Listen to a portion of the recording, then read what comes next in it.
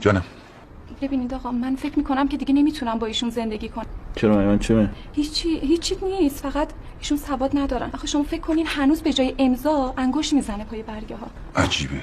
تصور کنین که بیسوادی میتونه چه تبعات منفی رو در اجتماع برای یک شخص داشته باشه. حق با ایشونه به نظر من. بیسوادی تبعات بسیار زیادی داره. مثلا شما نمیتونی شغل پیدا کنی. این شغل دارم. باشه داشته باشی، ولی حقوقتون پایینه.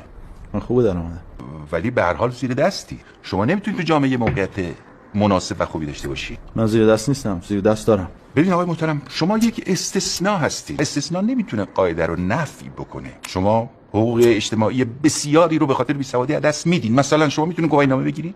احتیاج ندارم، راننده دارم. شما ماشین داری؟ 10 تا. ببخشید شغلتون چیه؟ من 4 تا کارخونه دارم، 17 تا مرکز تجاری تو شهرهای مختلف دارم، 10,000 نفر آدم برام کار میکنن. همه تا کمر جلوی من خم میشن.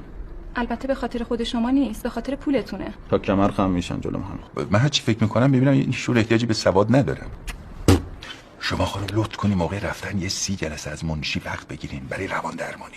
من قول میدم به شما که کاملا مداواتون بکنم.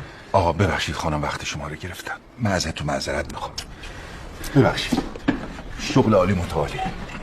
خیلی خوش آمدی. عزت زیاد. محبت فرمودی.